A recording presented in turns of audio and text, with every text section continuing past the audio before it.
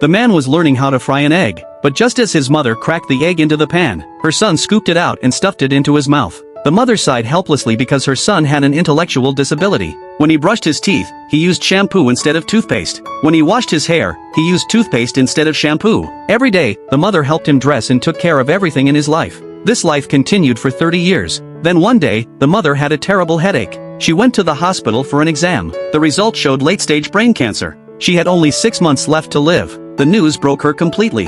If she died, what would happen to her son? So she decided to find him a place to live. She took him to a care center, but the place looked like a prison. In a daze, she imagined her son growing old there. She could not let that happen. With no other choice, she decided to teach him to live independently. Every day, she taught him how to fry an egg, but he was clumsy and always cracked the egg outside the pan. Then she took him on the bus. Even the simplest route was too hard for him, so she bought books on how to teach people with disabilities. She studied them carefully every day. She drew the complicated bus routes into simple, colorful pictures. On the bus, she asked her son to match the drawings with buildings along the road. When he saw a certain building, he knew it was time to get off. With this method, the man finally learned the way to work in home. One day, while teaching him to fry eggs, the mother said, "Be gentle, just like holding your niece." This time, he did it right. He finally fried a perfect egg. The mother labeled every household appliance and wrote down every step. The son studied them seriously. He learned to fry eggs skillfully. One day, he even made a full meal by himself. The mother was amazed. That night, before he went to bed,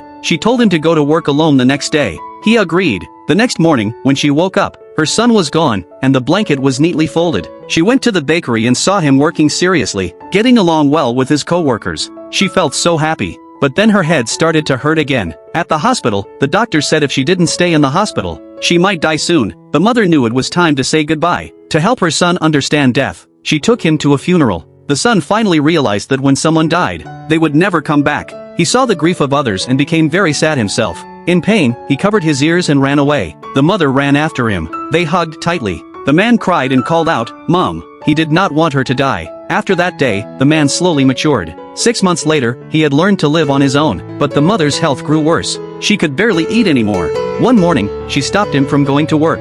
She asked him to take her to the seaside. He carried her on his back, singing the lullaby she used to sing to him. For a moment, time seemed to turn back. She remembered carrying him as a child, walking along the same beach with her daughter beside her. As he kept singing, her hands slowly slipped from his shoulders. She had fallen into her final sleep. At the funeral, the man smiled brightly. When his mother's body was pushed into the cremation chamber, he was still smiling. He remembered his promise to her. No matter what happened, he would always smile. But as he smiled, tears began to fall. After that day, he never let his mother down. He worked hard and lived his life with purpose.